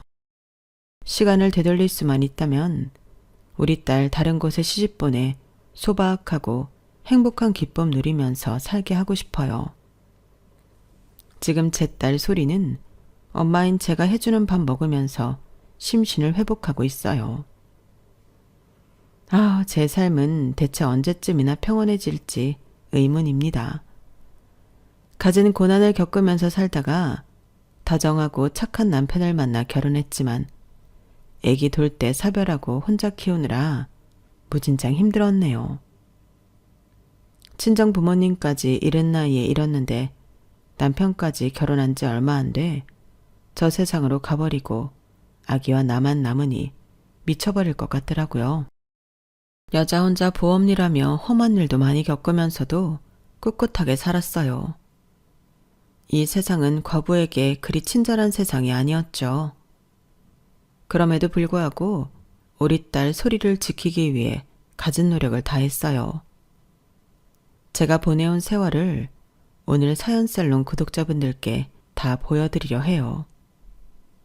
끝까지 함께 해주시고 저의 수고로움을 조금이라도 알아주신다면 그걸로 만족해요. 친숙한 누군가에게 이렇게 털어놓는 것만으로도 큰 위안이 될 것 같거든요. 그럼 제 이야기를 시작해 볼게요. 저희 친정 엄마네 집이 참 잘 살았다고 해요. 그 지방에서 지주라고 불릴 만큼 말이죠. 저희 외할머니 외할아버지가 그 지역에서 크게 사업을 하셨기 때문이에요. 덕분에 외동딸이었던 엄마는 공주처럼 지낼 수 있었고 흙수저 사위였던 아빠는 처갓집에 바짝 엎드려 장인 사업을 물려받았죠. 저희 외할아버지 외할머니가 돌아가시자 아빠는 본격적으로 본색을 드러내기 시작했어요. 나름 큰 회사를 혼자서 꿀꺽하고 큰 부를 얻게 되자 사람이 180도 달라지더군요. 우선 집에 잘 들어오지도 않고 맨날 유흥업소에 다니며 밖으로만 도는 것 같았어요. 어린 제 눈에도 방탕하게 생활하는 아빠의 모습이 눈에 들어왔죠. 엄마의 싸움이 잦아진 건 당연한 일이었고요. 미연 아빠, 너무한 거 아니에요? 우리 부모님 돌아가신 지 얼마나 됐다고. 이렇게 큰 재산 물려주신 지 얼마나 됐다고 사람이 완전 달라져요? 미연 아빠, 그동안 연기하고 있었던 거야? 진짜 소름 돋네. 김 부장 통해서 알아봤더니 맨날 여자 끼고 술 처마시고 도박하고 그런다며? 당신이 나한테 어떻게 이럴 수 있어? 배신감에 심장이 떨려 잠을 이룰 수가 없다고. 하늘에 계신 우리 부모님 보기 죄송하지도 않아? 뭐? 어디서 하늘 같은 서방님한테 술을 처마신대. 그리고 또 뭐? 장인장모 보기 죄송하지도 않냐고? 그동안 가난한 사위라고 멸시받은 거 내가 한풀이 하려고 그런다. 그 양반들은 이미 둘 다 죽었고 난 살아서 그 돈 다 꿀꺽 했으니 누군가는 그 돈 다 써야 할 거 아냐? 우리 부모님이 사위인 당신을 뭘 얼마나 멸시했다고 그래? 살아생전에 얼마나 잘해주셨어. 이런 배은망덕한 인간 같으니라고. 당신 딸 미연이 보기에 민망하지도 않아? 엄마는 아빠와 싸우다가 갑자기 앞으로 꼬꾸라지셨어요. 평소에도 몸이 약했던 엄마는 부모님 돌아가신 충격에서 벗어나지도 않았는데 남편이 저렇게 적반하장으로 나오니 근래에 스트레스가 심했거든요. 맨날 싸우는 두 분을 옆에서 지켜보던 엄마가 쓰러지자 큰 충격에 빠졌죠. 엄마, 갑자기 왜 이래요? 아빠 빨리 119 부르세요. 이러다 우리 엄마 죽겠어요. 저와 아빠는 놀란 마음에 허둥지둥 됐어요. 다행히 골든타임을 놓치지 않고 병원에 모시고 가서 목숨만은 건질 수 있었죠. 하지만 쓰러진 여파로 거의 침대에만 누워 지낼 수밖에 없었어요. 본인 입으로 맨날 말씀하셨죠? 엄마는 산송장이나 다름없어. 그러니 미연아, 너희 아빠 믿지 말고 네 거 네가 잘 챙겨야 해. 엄마마저 네 할머니 할아버지처럼 저 세상으로 가버리면 아마 아빠는 금세 새 살림 차릴 거야. 정신 똑바로 챙기고 있어야 해. 알았지? 하지만 아빠는 엄마가 돌아가시기도 전에 기어코 일을 버리시더군요. 엄마가 집에 누워만 계시니 입주 간호사를 붙여주었어요. 아빠가 개인적으로 수소문해서 채용한 사람이었죠. 그때쯤 엎친 데 덮친 격으로 엄마가 암에 걸리고 말았어요. 말기는 아니었지만 이미 엄청나게 약해진 몸에 암이라니 엄마와 전 눈앞이 캄캄했어요. 그래도 살 수 있다는 희망을 버리지 않고 치료를 이어나갔죠. 항암 치료라는 게 암세포와 함께 정상적인 세포마저 다 죽여버리는 것이었기에 앙상한 뼈와 살가죽만 남은 엄마를 보며 남몰래 울기도 많이 울었어요. 이런 상황에 철없는 아빠가 기름을 확 붓더군요. 그야말로 시체처럼 침대에만 누워있는 엄마가 아빠와 말다툼을 하는 장면을 목격했어요. 저 간호사, 당신이 고용한 간호사 말이야. 당신이랑 그렇고 그런 사이라며? 다 죽어가는 나한테 어떻게 그럴 수가 있어? 당신 사람 맞아? 그럼 어떡해? 저 여자가 나 없이 못 살겠다는데 어차피 당신도 돌봐줄 사람이 필요할 거 아냐. 그냥 잠자코 간호나 받으면 될 것이지 뭐 말이 많아. 당신 우리 집 돈만 보고 결혼한 거구나. 애초부터 날 사랑한다는 말도 다 거짓말이었어. 그럼 당장 이혼해. 나한테 있는 돈으로 우리 딸이랑 충분히 살아갈 수 있으니. 뭐? 이혼? 참, 병상에 누워 혼자서 아무것도 못하는 사람이 나랑 이혼하겠다고? 절대 안 돼. 그럼 처가에서 유산받은 돈이 나눠지게 되잖아. 단 한 푼도 잃을 수 없다고. 나 참, 내가 악마랑 결혼했구나.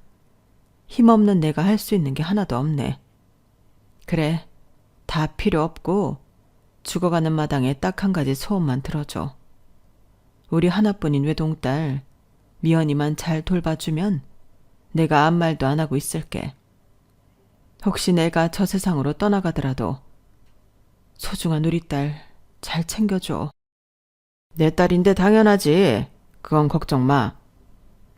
아빠와 엄마의 대화를 듣고 아빠가 무섭게까지 했어요. 정말 악마처럼 느껴졌죠. 여느 때처럼 학교에 다녀와서 바로 엄마가 누워있는 방으로 달려갔어요. 멀리서 엄마를 부르며 달려갔는데 엄마의 손이 침대 밑으로 툭 떨어지더군요. 순간 제 심장도 툭 가라앉는 것 같았어요. 엄마의 코에 손을 대보니 숨을 쉬지 않았죠. 날 지켜주겠다던 엄마는 꺼져가는 불꽃처럼 시름시름 앓더니 그렇게 허무하게 돌아가시고 말았어요.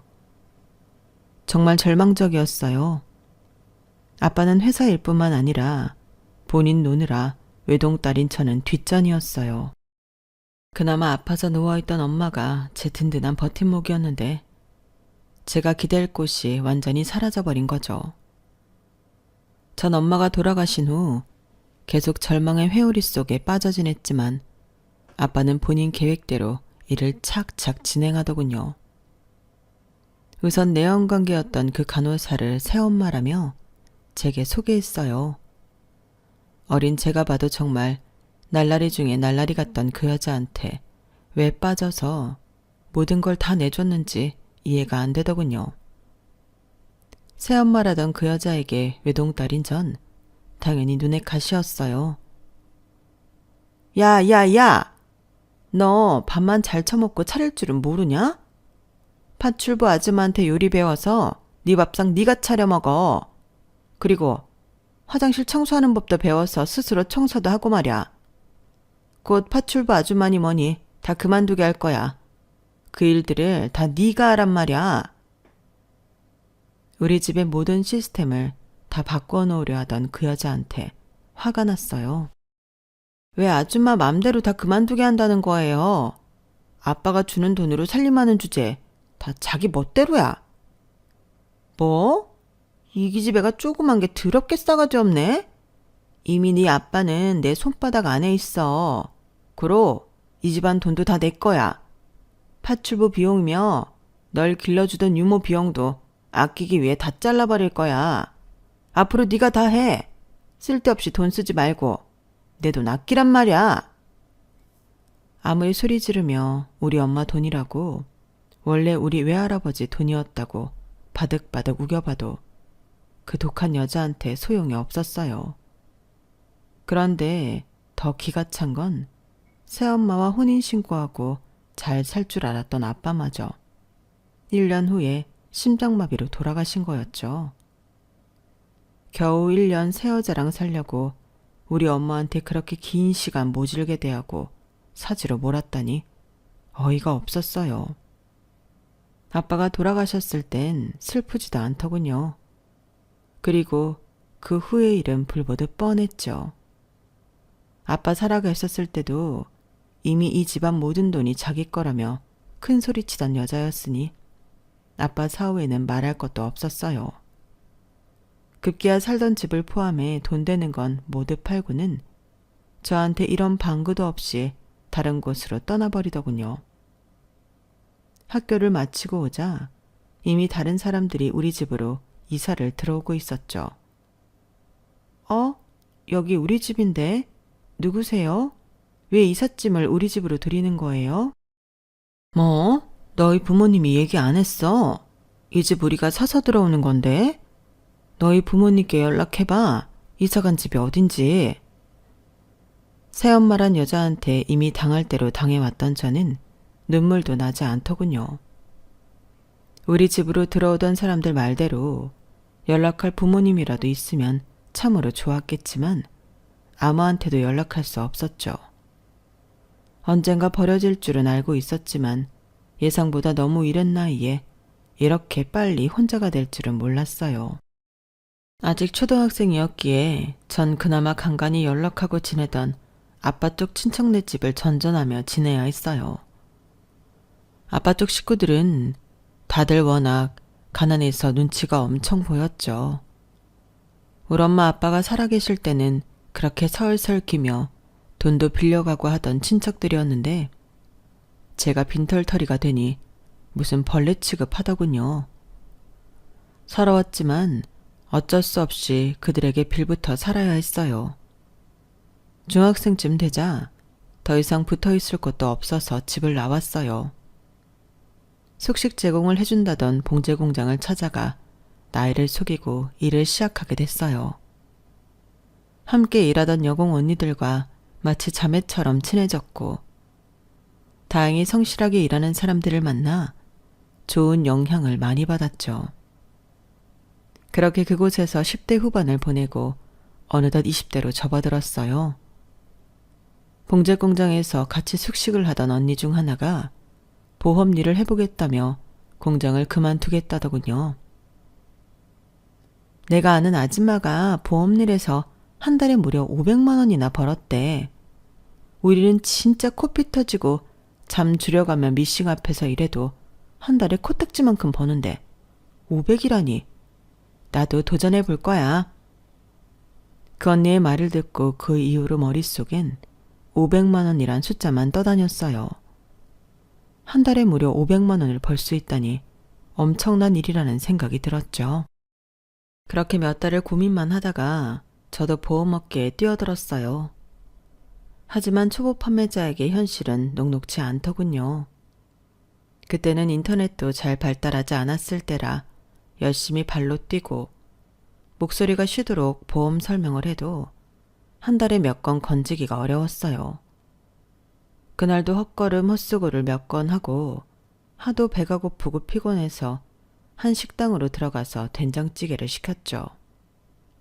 얼마나 졸음이 오던지 된장찌개를 시켜놓고 그만 식당에서 잠이 들어버렸네요. 아가씨, 찌개 나왔어요.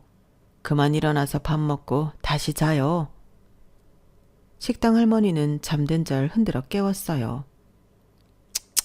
보험 팔던 아가씨 맞죠? 저번에 손님이랑 같이 왔잖아요. 그때도 보험 영업 실패하고 한숨 짓고 가던 뒷모습이 눈에 선하구만.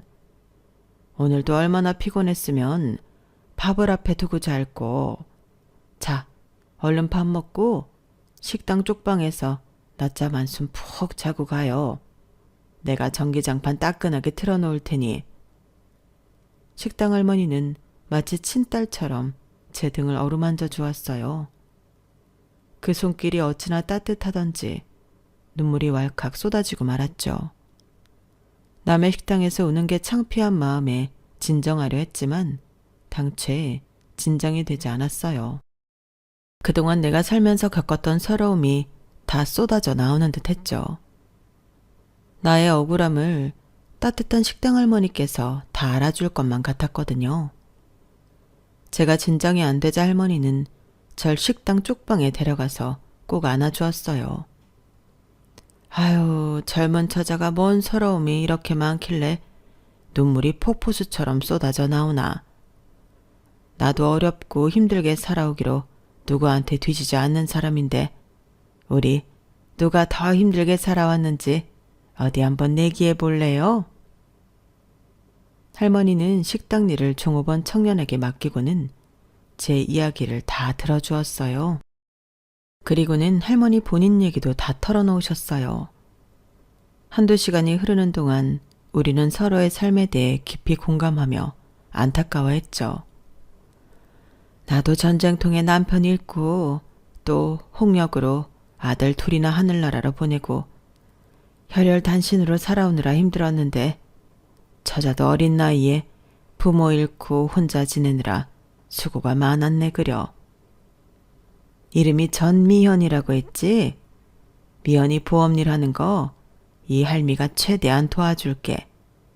당장 식당에 보험 홍보를 종이에 써서 붙여놓지 뭐. 식당 할머니는 진짜로 제가 판매하는 보험 내용을 종이에 크게 써붙이고는 손님들에게 홍보를 많이 해주었어요. 실제로 보험 계약까지 이어진 사례가 많이 있었죠. 너무 감사한 마음에 전 시간이 날 때마다 할머니 식당에 와서 설거지를 도왔어요. 작은 식당이었지만 입소문을 타고 잘 되는 알짜배기 식당이어서 설거지거리가 항상 쌓여 있었거든요. 그 좁디 좁은 주방에는 웬 청년 한 사람이 일을 도맡아 하고 있었죠.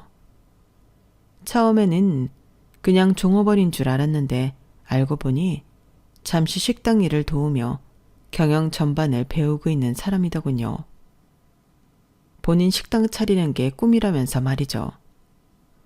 늘 반짝반짝 열심히 살려는 그 눈빛이 아주 인상적인 청년이었어요.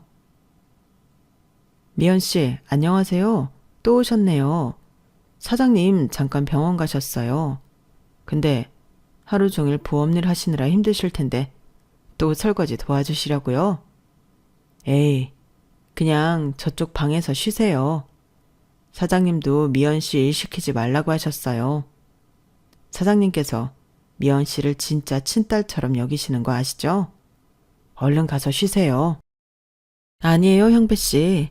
할머니 덕분에 보험도 몇 건이나 계약했는데 이렇게라도 해서 은혜를 갚아야죠. 저도 할머니가 진짜 제 친엄마 같은 마음에서 도와드리려는 거예요.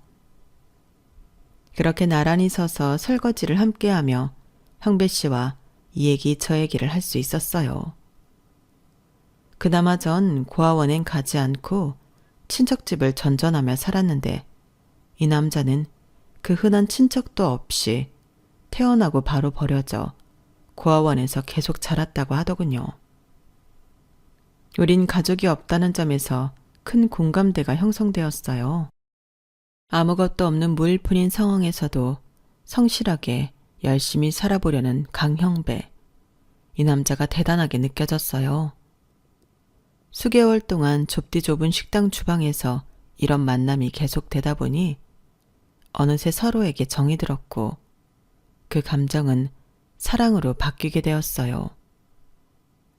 우리 둘 다 20대 청춘이었으니 당연한 수순이었겠죠.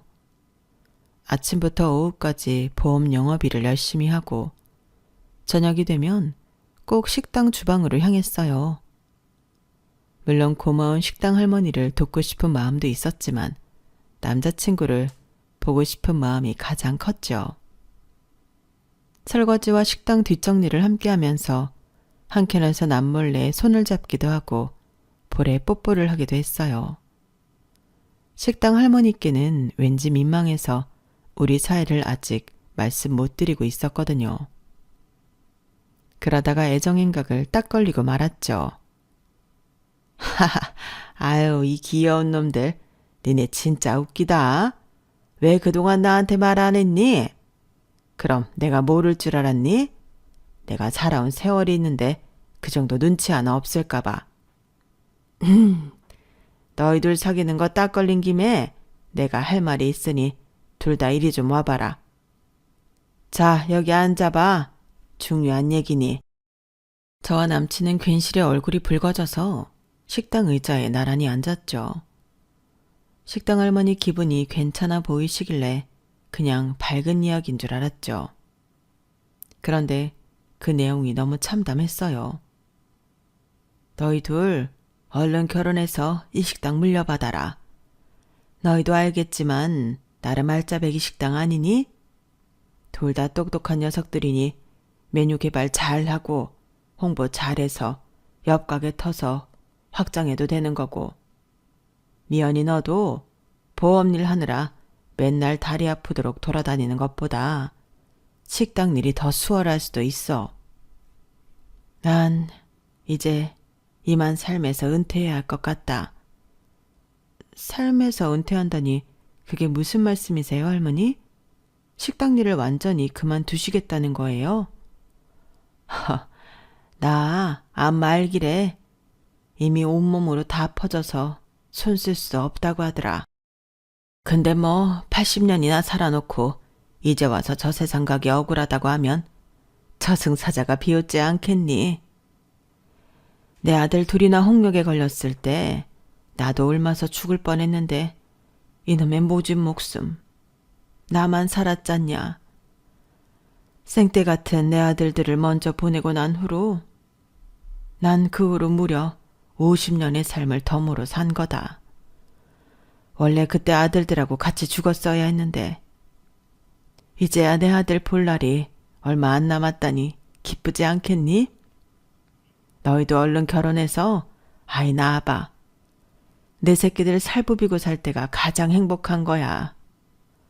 아유, 이제 이 생에 미련 없다. 항암 치료고 뭐고 얼른 내 아들들 보러 천국으로 향해야지. 내가 어려운 시절부터 봉사도 많이 하고 착한 일 많이 했으니 천국 정도는 데려가 주지 않을까? 할머니, 무슨 말씀이세요? 할머니는 제 친엄마나 다름없어요. 그러시지 말고 항암 치료든 뭐든 할 수 있는 거 다 해봐야죠. 안 돼요. 이렇게 허무하게 보내드릴 수는 없다고요. 그래도 말년에 미연이 널 만나게 되어 너무 행복했다. 형배야, 너도 네 식당 운영해보는 게 꿈이라고 했지? 다른 곳 찾을 생각 말고 이 식당 물려받아서 한번 잘 꾸려나가봐. 너희 결혼해서 아이 낳는 것까지 보고 싶다만 그건 내 욕심일 것 같아. 아마 결혼식 정도는 볼 수 있지 않을까 싶다만. 사장님, 그토록 천사 같던 사장님께 왜 몹쓸 병이 찾아왔는지 하늘도 무심하네요. 저와 남자친구는 오열했지만 식당 할머니는 끝까지 웃으며 말씀하셨어요. 진짜 수십 년 전 홍역으로 먼저 떠나보낸 아들들을 천국 가서 볼 수 있다는 기대를 하시는 것 같았죠. 저와 남친은 마음이 급해졌어요. 무료로 결혼식을 해주는 곳을 찾아 다음 달에 바로 결혼식을 올리고 혼인신고를 마쳤죠. 남친이 살던 하숙집이 저희 신혼집이 되었어요. 전 보험 일을 그만두고 식당 할머니의 간병을 자처했어요. 어릴 적 엄마의 간병을 해줬던 경험이 있기에 잘할 자신이 있었죠. 하지만 할머니는 그 기회마저 길게 주지 않으셨어요. 딱 3달 만에 돌아가시고 말았죠. 내 핏줄이 돌아가신 것 마냥 너무 가슴이 아렸죠. 할머니의 유언대로 할머니 자식들의 유골을 뿌렸다던 그 나무에 가서 같이 뿌려주었어요. 부디 천국에선 그토록 보고 싶던 아들들과 함께 하시길 바라는 마음에서 말이죠. 그 후로 얼마 되지 않아 전 임신을 했어요. 남편은 임신한 저를 공주님 모시듯이 극진히 대접해줬어요. 하지만 남편 말대로 가만히 있을 수만은 없었죠. 남편이 살던 하숙집에서 식당 쪽방으로 신혼집으로 옮겨와 기거하며 바쁜 식당 일을 계속 도왔어요. 우리 예쁜 딸 소리가 건강하게 태어났고 어느덧 돌이 되었죠. 돈 아낀다고 맨날 중고로 남의 옷만 얻어 입히다가 돌이 되었으니 꽃가옷 한 벌 사줘야겠다며 남편이 아울렛으로 향했어요. 저도 동네 시장에서 풍선도 사고 조그만 케이크도 사서 돌잔치 준비에 여념이 없었죠. 그때 갑자기 전화벨 소리가 따르릉 크게 울리더군요. 그 소리에 낮잠 자던 우리 딸이 깨서 으앙 하고 울음을 터뜨렸어요. 우는 아기를 안고 전화를 받았죠. 같은 시장 상인인 신발가게 주인 아저씨였어요. 소리 엄마, 지금 강 사장이 1톤 트럭에 치웠어. 빨리 나와봐. 식당 바로 앞 교차로야. 이게 지금 무슨 일인가? 지금 내가 잘못 들은 건가 싶으면서도 제 발은 어느덧 식당 앞 교차로로 향하고 있었어요. 신발도 신지 않은 채로 아기만 안고 말이죠. 거기엔 너무 처참한 형태로 내 남편이 쓰러져 피를 흘리고 있더군요. 여보, 제발 눈 좀 떠봐요. 이게 무슨 일이에요? 소리 아빠, 당신마저 이렇게 죽으면 안 돼. 누가 우리 소리 아빠 좀 살려주세요. 네? 제발요.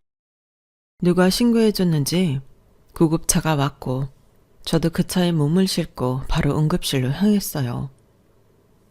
하지만 이미 상황은 끝이 난 상태였죠. 고맙게도 신발가게 아저씨가 병원까지 따라와 줬어요. 소리는 우리 와이프랑 내가 잘 돌봐주고 있을 테니 강 사장 상내나 잘 치러줘. 정신 챙기고 알았지? 아무 정신도 힘도 없었지만 진짜 젖먹던 힘까지 다 끌어와서 남편의 장례식을 치러줬어요. 태어나자마자 부모님 얼굴도 모른 채 고아원에 버려졌던 남편이기에 장례식까지 생각해버리면 너무 불쌍한 존재가 돼버릴 것 같았거든요.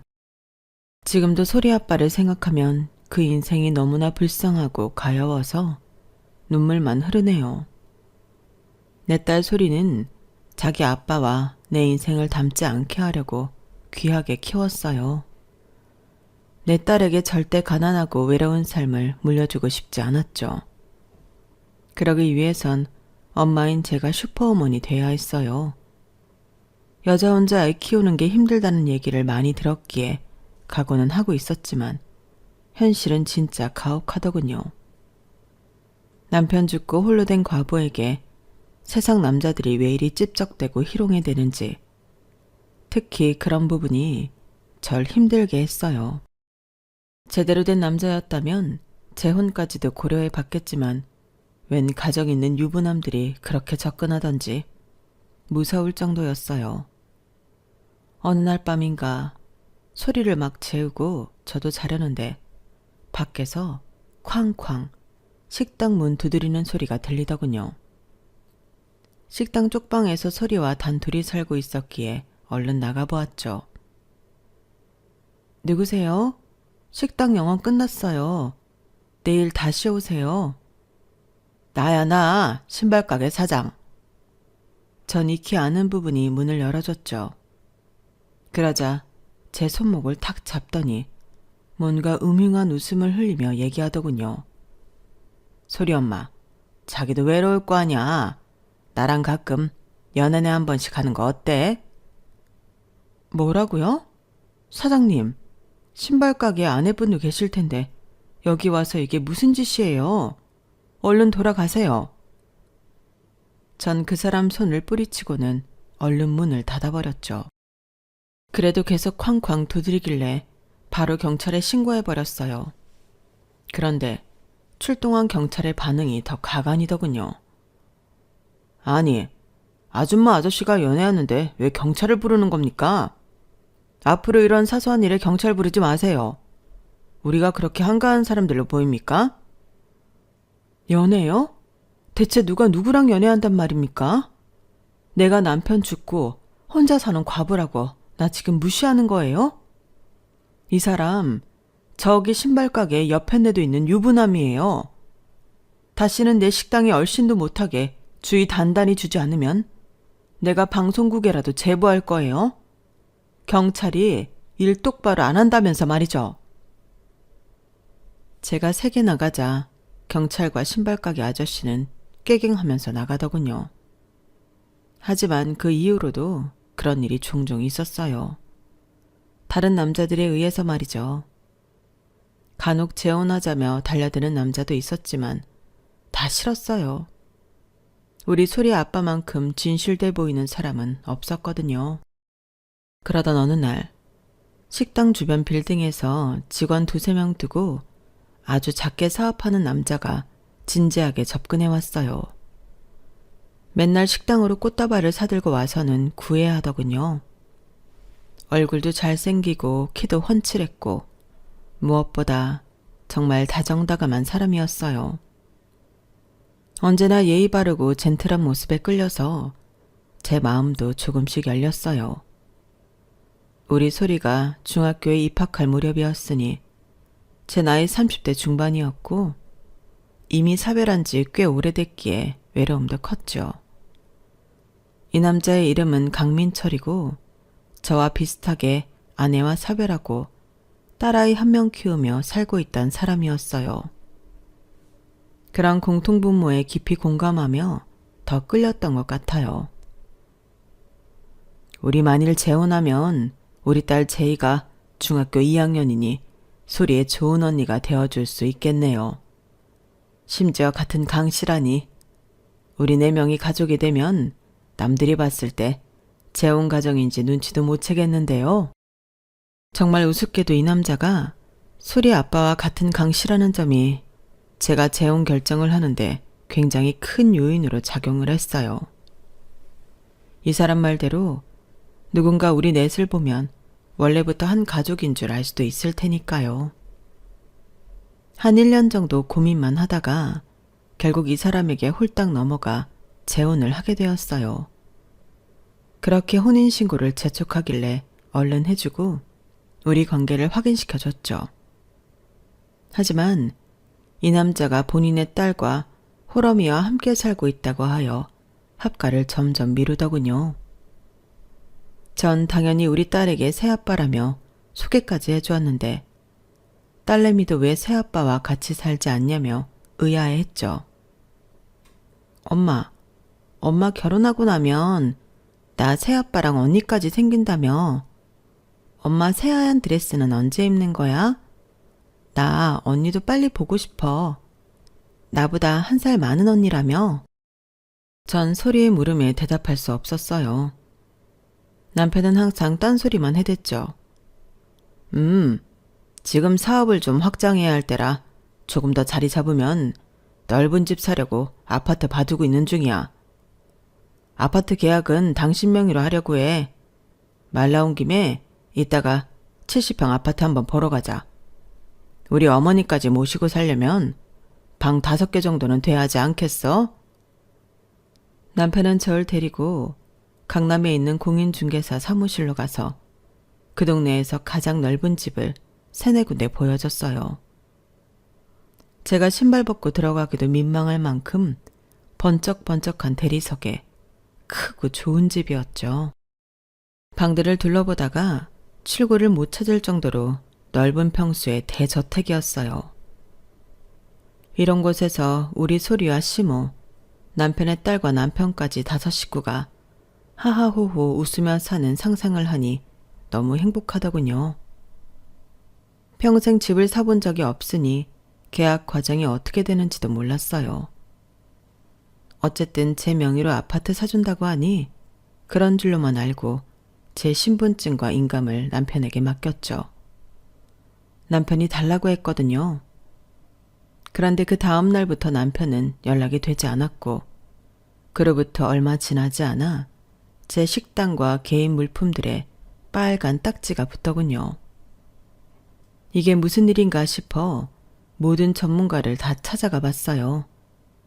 하지만 결론은 제가 재혼한 남편으로부터 사기를 당한 거였어요. 아무리 억울하다고 하소연해도 소용없었죠. 제가 제 손으로 인감을 남편에게 넘겨줬기 때문이에요. 전 그 후로 남편이 제 앞으로 남겨놓은 빚을 오로지 갚아야 했어요. 서류상 부부관계였으니까요. 그렇게 저희 짧았던 재혼은 제대로 생활도 못 해본 채 비참하게 막을 내리고 말았죠. 식당 보증금도 다 날리고 중학생이 된 우리 딸 소리와 길거리에 나앉게 되었어요. 시장 상인들의 도움으로 겨우 쪽방촌에 방을 하나 얻어 월세로 살 수 있었죠. 그때부터 진짜 안 해본 일이 없는 것 같아요. 소리 학교 끝나고 한 푼이라도 보탬이 되겠다며 떡볶이집에서 알바를 했죠. 하루에 2-3시간 자가며 닥치는 대로 일을 하다 보니 그래도 원룸 전세 보증금 정도는 모아지더군요. 월세에서 전세로 전환했을 때의 기쁨은 잊을 수가 없네요. 우리 소리는 간호전문대학에 입학해 간호사가 되었어요. 애미 욕심 같아선 4년제 대학을 보내고 싶었지만 얼른 전문대 졸업하고 취업 전선에 뛰어들겠다며 본인이 전문대 간호학과를 가더군요. 너무 예쁘고 착하게 커준 딸내미는 내 삶의 기쁨이었죠. 딸내미가 집에서 멀리 떨어진 병원에 간호사로 취업하게 되어 독립을 할 수밖에 없는 상황이 되었어요. 내 삶의 전부이자 세상에 단 한 명의 핏줄인 내 딸 소리가 취업을 위해 절 떠나게 되자 제 가슴이 뻥 뚫린 것 같이 허전했어요. 그동안 갱년기가 뭔지도 모른 채 우리 딸을 위해 바쁘게 살아왔는데 그 아이가 당장 내 눈앞에 안 보이자 갱년기 우울증이 대번에 찾아오더라고요. 갱년기 증세가 심해서 병원까지 찾아갔죠. 그랬더니 의사가 집에 애완동물 한 마리 키우면 심리적으로 좀 나을 거라 하더군요. 원래도 워낙 동물을 좋아해서 한 마리 키우고 싶긴 했지만 돌봄 비용이 많이 들까봐 늘 망설이고 있었는데 용기를 내어 강아지 한 마리를 집에 들였어요. 그 강아지의 눈을 보고 얘기하는데 마치 내 말을 다 알아듣는 것 같은 느낌이 들더군요. 강아지를 꼭 껴안을 때면 우리 딸내미 어렸을 때 안아주던 것 같은 따스한 감정이 느껴졌죠. 강아지와 전 어느새 가족이 되었어요. 우리 강아지 뽀삐를 좀 예쁘게 단장해주고 싶었는데 애견 미용하는 비용이 워낙 비싸다고 해서 몇 번을 망설이다가 동네 애견 미용샵을 찾아갔어요. 들어가자마자 일단 얼마인지부터 물어봤죠. 우리 뽀삐 단장하는데 많이 비싼가요? 일단 가격만 좀 여쭤보려고요. 그런데 애견 미용샵 여주인이 절 보더니 대뜸 달려와 껴안고 난리더군요. 아주머니, 저 기억 안 나세요? 아주머니께서 예전에 운영하시던 백반집에 저랑 오빠 공짜로 많이 먹여주셨잖아요. 밑반찬이랑 김치도 싸주시고요. 그때 너무 감사했는데 그 후로 가게 폐업하셔서 연락드릴 길이 없었어요. 이렇게 다시 만나게 되다니 너무 반갑고 기쁘네요. 아주머니 덕분에 저랑 오빠 잘 클 수 있었어요. 아주머니께서 심지어 현금 두둑히 주실 때도 있었잖아요. 저희 남매 생활비 하라면서요. 아, 그래. 소희랑 소철이 남매. 그 조그맣던 소희가 이렇게 예쁘게 크다니 몰라봤어. 아줌마도 너무 반갑다. 소철이는 잘 지내니? 네 오빠 엄청 똑똑했었잖아. 서철 오빠 사법고시 합격하고 검사 됐어요. 다 아주머니 덕분이에요. 아주머니께서 종종 주신 용돈으로 오빠가 중고 문제집이라도 사서 진짜 열심히 공부했어요. 그 아이들은 제가 운영하던 식당 주변에 살던 가난한 남매였어요. 부모님 두 분 다 일찍 여의고 어린 나이에 알바까지 해가며 열심히 생활하던 게 너무 기특해서 물심양면으로 지원해주던 아이들이었죠. 그때만 해도 식당이 잘 됐던 때라 제가 여유가 좀 있었거든요. 그 어린 남매가 다 커서 애견 미용사와 법조인까지 되다니 고맙기도 하고 그동안 세월이 그렇게 흘렀나 싶기도 하더군요. 애견 미용샵의 주인이 된 소희는 우리 강아지 뽀삐를 평생 무료로 미용시켜주겠다고 하더군요. 한사코 거절했지만 어렸을 적 은혜를 갚고 싶다며 기어코 무료 미용을 해주었어요. 거의 빈털터리에 가까운 저는 젊은 나이에 죽도록 고생만 하여 여기저기 안 아픈 곳이 없었어요. 동네에서 알바자리를 몇 개 구해 돌려가며 하고 있었죠. 워낙 절약해서 살다 보니 알바 급여만으로 제 앞가림은 할 수 있는 게 다행이었어요. 그런 저를 우리 딸 소리는 항상 안쓰럽게 지켜보며 제가 생활비를 보태주곤 했죠. 그러던 어느 날 간호사로 일하던 소리가 의사 사윗감을 데려와 결혼하겠다더군요. 의사인데 잘생기고 키도 훤칠했어요. 더할 나위 없이 기쁜 마음에 찬성했죠. 서둔뗄 집에서 너무 가난한 저희 집 아이를 반대하진 않을까 전전긍긍했지만 듣자 하니 딸따름한 반응을 보이며 그냥 오케이 했다는군요. 상견례 자리에서 사돈의 언사를 보며 우리 아이를 썩 마음에 들어하진 않는다는 걸 느낄 수 있었죠. 우리 잘난 의사 아들 이렇게 멋도 없는 집에 장가 보내려니 한숨만 푹푹 나오네. 그런데 어쩌겠어? 내 아들이 젊고 예쁜 애가 그렇게도 좋다는데. 그런데 사돈, 결혼시키면 딸 자주 볼 생각은 마셔. 딸은 시집 보내면 끝인 거 알죠? 이제 우리 집안 식구인이 딸은 있고 개 키운담서요. 그 개나 잘 키우면 사시라고요. 알았죠? 내 목숨과도 같은 외동딸을 잊고 살으라니 이게 웬 망발인가 싶어 따졌죠. 아니 사돈, 그건 아니죠. 요즘이 조선시대도 아니고 뭘 못 보고 삽니까? 딸 가진 죄인이란 말은 다 옛말이에요. 의사 사위 훌륭하긴 하지만 우리 딸도 예쁘고 간호사 직업도 나름 전문직이고 뭐 빠지지 않는다고 생각해요. 제가 사돈과 싸울 태세를 보이자 딸과 예비 사윗감이 말렸어요.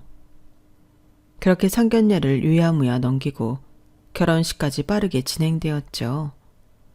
사위는 마음에 들었지만 사돈에 대한 찜찜한 마음은 지워지지 않았어요.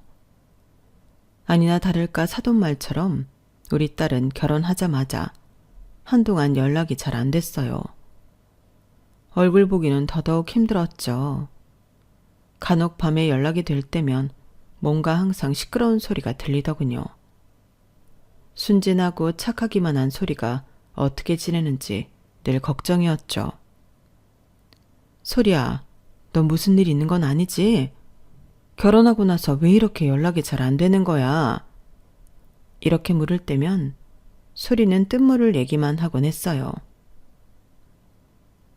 엄마, 난 엄마를 위해선 뭐든지 할 수 있어. 난 걱정 마. 멘탈 강하고 튼튼하니까 뭐든지 이겨낼 수 있다고. 소리가 간호사로 근무하던 병원에 가보니 퇴사한 지 꽤 됐다고 하더군요. 그렇게 걱정만 하고 지내길 몇 달이 흐르고 염치 불구하고 우리 뽀삐 미용을 맡기러 애견 미용샵에 갔는데 소희가 다른 사람 못 듣게 제게 귓속말로 그러더라고요. 아주버님, 따님 소리가 제 또래라 어릴 때 모습을 잘 기억하고 있어요. 그런데 따님 간호사로 일한다고 하지 않으셨어요? 저번에 한번 봤는데 아무래도 좀 이상한 것 같아요. 따님 살리시려면 여길 찾아가세요. 오늘 밤 시간대에 말이에요. 그리고 무슨 일 있으면 바로 제게 연락 주시고요. 그러면서 제게 주소 하나를 적어주더라고요. 얼떨결에 받아든 그 주소로 소위 말대로 밤에 찾아갔어요. 그런데 간판이 없는 곳이었어요. 족복 같은 문지기가 날 막아서더군요. 전 이상함을 직감하고는 큰 소리로 외쳤어요. 우리 소리 어딨어 이놈들아. 우리 소리 내놔. 안쪽 카운터에서 새빨간 루즈를 바르고 미니스커트를 입은 소리가 저에게로 뛰쳐나오더군요. 난 그 아가씨가 우리 소리인지도 몰랐어요. 내 딸이 그렇게 야한 치장을 한 걸 본 적이 없었거든요. 엄마, 여기 어떻게 알고 찾아왔어요? 저 지금 시어머니 일 돕는 중이에요. 여긴 시어머니가 운영하는 술집이에요. 간호사 일 그만두고 여기서 일하면 시어머니가 엄마한테 매달 300만 원씩 붙여준다고 약속했거든요. 몸도 약한 엄마가 알바로 생활하는 거 볼 수가 없어서 다 알겠다고 했어요. 대신 엄마한테는 모든 사실을 비밀로 해야 돈 붙여준다고 했어요. 난 엄마만 잘 살면 그만이에요. 그냥 카운터 보는 거니까 힘들지도 않아요. 뭐? 네 의사 남편은 뭐하고 널 여기서 이꼴로 일하게 만들어. 그리고 난 네 시애미한테서 10원 한 장 받은 적 없다. 다 사기친 거라고. 남편은 병원 일이 워낙 바빠서 얼굴 보기도 힘드네요. 종합병원이란 게 다 그렇잖아요. 어쩔 수 없죠 뭐. 뭐가 어쩔 수 없어 소리야. 네 시애미 어디냐. 면상 좀 보자. 여긴 간판도 없이 영업하는 거 보니까 불법 업소 아니냐? 내가 다 조져버려야지. 이놈의 시댁인간들. 귀한 내 딸을 술집 여자로 만들어? 이 미친 인간들. 그래, 당장 내가 아는 검사한테 전화해야지. 딸은 한사코 말렸지만 전 분해서 가만히 있을 수가 없었어요. 너무너무 열받아서 사지가 떨리더군요. 이곳을 알려준 소희에게 연락을 했고 바로 검사로 일하는 소철이에게도 연락이 왔어요. 이곳을 쥐잡듯이 조사해달라고 했죠. 수사 결과는 참담했어요. 내 의사사위는 이미 어느 중견기업 사모님의 기둥서방이었더군요. 애초에 내 딸과는 정상적인 결혼 생활을 유지할 생각조차 없었던 거죠. 시모는 그걸 다 알고 그 돈 많은 늑다리 사모님으로부터 돈도 엄청 받아 챙겼더라고요. 사위란 새끼는 맨날 늑다리 사모랑 있으니 젊은 아가씨가 그리웠는지 내 딸이 그 희생양이 되었던 거죠. 이 모든 사실을 알자 인간이 참 잔인하단 생각이 들었어요. 하지만 저 또한 똑같이 잔인하게 갚아줘야겠다는 생각이 들었죠. 어렸을 적 아낌없이 후원해줬던 소철이가 어엿한 검사가 되어 든든하게 모든 과정을 처리해 주었어요.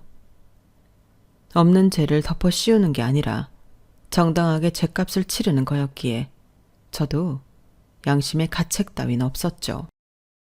아주머니, 저 못된 인간들 제가 최대한 법의 처벌을 받게끔 할 테니 발 뻗고 편히 주무세요.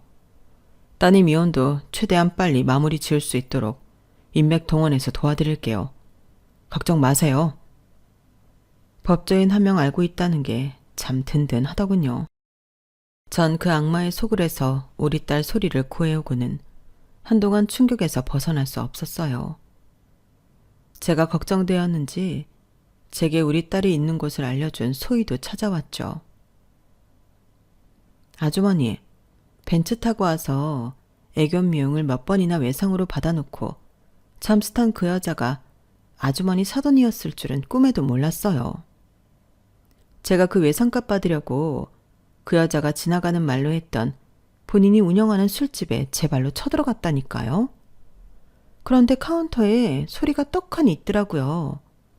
표정을 보니 너무 이상했어요. 그래서 아주머니께 알렸죠. 잘한 것 같아요. 착한 소리가 나쁜 놈들한테 이용만 당했네요. 그래, 너무 고맙다. 소희랑 소철이 덕분에 나랑 소리가 살 수 있었어. 지금 그 불법 영업하던 술집 폐업하고 난리도 아니라고 하네요. 소리 전 남편 그 의사 새끼는 상간남으로 손해배상 세게 청구받을 것 같고요. 그 중견기업 사모님 남편 권력이 어마어마해서 다시 의사 노릇하기도 힘들 것 같다고 하네요. 평생 도망 다니며 살아야 할 수도 있을 것 같아요. 자기 와이프랑 붙어먹던 놈이니 가만두지 않겠다고 벼르고 있다고 해요. 못돼 처먹은 놈이 벌 받은 거죠 뭐. 그 이야기를 듣고 그제서야 좀 내 속이 풀리더군요. 우리 불쌍한 모녀를 철저히 이용해 먹은 그 사위놈과 그 못된 엄마는 천벌을 받아 마땅한 인간들이니까요. 딸아이 씨 보내고 이제 내 할 일 다 했다 싶었는데 우리 딸이 다시 내 품으로 돌아왔네요. 착하기만 한 소리가 이 일로 좀 단단해졌으면 하는 바람입니다. 눈 뜨고 코 베일 수 있는 세상이기에 늘 정신 차리고 살아야 한다는 걸 소리도 배웠을 거예요. 애미 마음으로는 다시금 정상적인 선한 남자 만나 결혼했으면 하는 욕심도 있고요. 다 늙은 저보다는 우리 딸 소리의 앞날을 위해 행운을 빌어주시면 감사하겠습니다.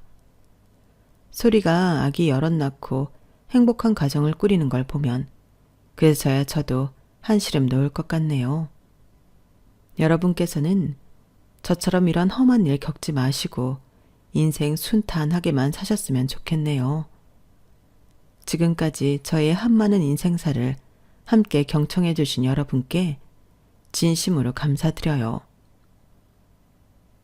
여러분, 사연 댓글에 응원과 현명한 조언 부탁드려요.